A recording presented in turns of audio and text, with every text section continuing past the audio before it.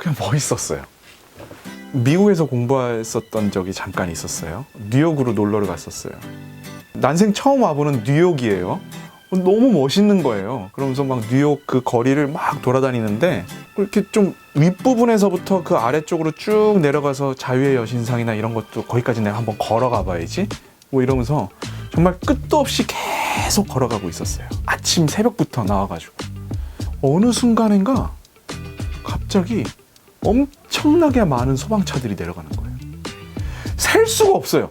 나중에 알고 보니까 9.11 사태가 난 날이었어요. 정말 이 세상에 지금까지도 그렇게 많은 언론사 중계 차량이 한꺼번에 와 있는 모습은 본 적이 없었어요.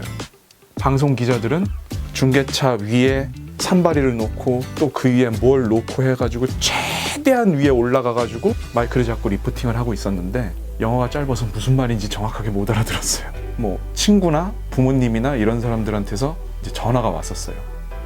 거기 그렇게 큰 사고가 났다는데 넌 도대체 어디 있니? 뭐 이런. 그래서 그때 이제 무슨 일이 일어났는지를 알았죠. 그 순간에 정말 그 수많은 기자들이 올라가가지고 방송을 하는 모습들이 그냥 너무 멋있어 보였어요. 그냥 멋있어 보이면은 그거만큼 강력한 동기가 없는 것 같아요. 너무 멋있으니까 계속 너무 하고 싶은 거예요. 그래서 되게 많이 노력을 했던 것 같아요.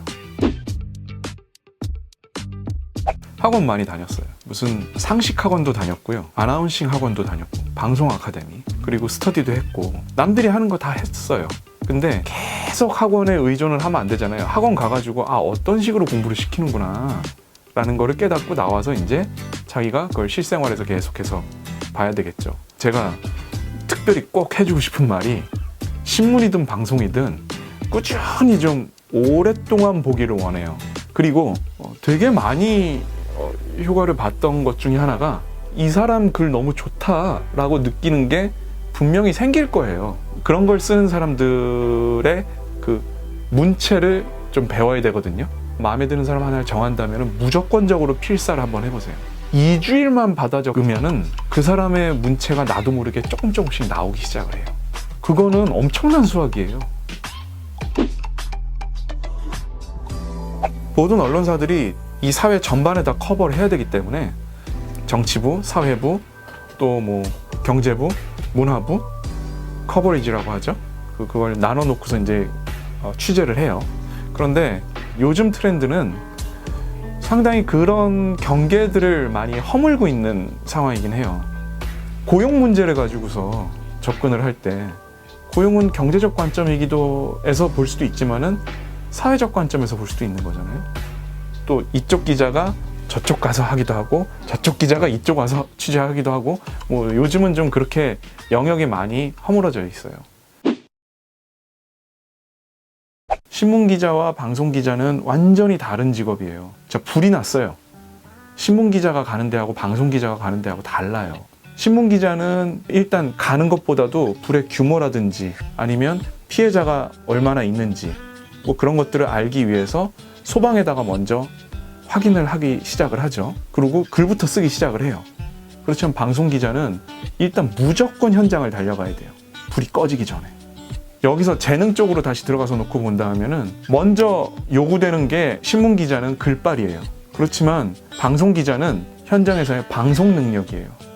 예를 들어서 북미 정상회담이 싱가포르에서 있었을 때 한밤중에 김정은이 싱가포르 시내에 있는 식물원에 갔어요. 아무도 예상하지 못했던 바예요. 그 소식을 전해 듣고 기자들이 달려가자마자 바로 생중계를 물렸다고요. 아무것도 취재된 게 없어요. 근데 그 사람은 뭔가 말을 떠들어야 돼요. 가면서도 그냥 다 머릿속에서 그려져 있고 또 가운데 서가지고 경직되게 이러고 있는 게 아니라 막 움직이면서 여기에는 어떤 식물들이 있는데 지금 시간이 몇 시고요. 김정은 위원장이 지금 이곳을 왜 이 시간에 방문했는지에 대해서 확인되지는 않았습니다만 이라고 하면서 또 뭐 이런 여러 가지 것들을 쭉 설명을 하는 거예요. 근데 뭐 이런 것들을 취재하는 것까진 괜찮은데 이런 거를 카메라 앞에서 떨지 않고 제대로 전달을 할 수 있는 그 전달력. 자, 그럼 발음도 똑바로 해야 될 것이고 또한 시선 처리하는 뭐 어떤 스킬 뭐 그리고 잠깐 동안 끊어져 있는 동안에 그러면 내가 또 막 취재를 하는 거죠. 왜 여기에 왔지? 여기가 도대체 무슨 의미가 있는 거지? 정말 생각에 꼬리를 물어가지고 할 말들은 많이 있어요. 근데 그거를 떨지 않고 어떻게 카메라 앞에서 전달을 하느냐. 내가 이런 상황들에 놓였을 때 스트레스 받지 않고 이런 걸 전달하는 거를 재미있어 한다면, 그리고 잘 할 수 있다면, 그러면 그 사람은 방송기자로서 능력이 있는 거죠. 사회부 기자를 예를 들을게요. 신입 기자가 되고 나면 자기가 맡은 경찰서라든지 뭐 아니면 대학교라든지 뭐 이런 데들에서 무슨 일이 있었는지를 한번 돌아다녀 봐요. 불이 났네? 그냥 불이 난 게 아니라 와, 이거 다중이용시설에서 불이 났는데? 이거 왜 난 거지? 사람은 어떻게 많이 다쳤지? 이런 걸 또 캐고 들어갈 수도 있는 것이고, 뭐 이런 것들을 아침에 다 취재를 해서 보고를 올리는 게 보통 한 9시까지 올려요. 아침 9시까지. 9시 정도까지 올리면은 그 중에서 취재가 제대로 되지 않은 부분에 대해서는 보강 취재 지시도 들어오고, 한 10시 정도까지는 뭔가 완결된 어떤 메모의 형태를 갖춰서 편집회의가 시작이 돼요.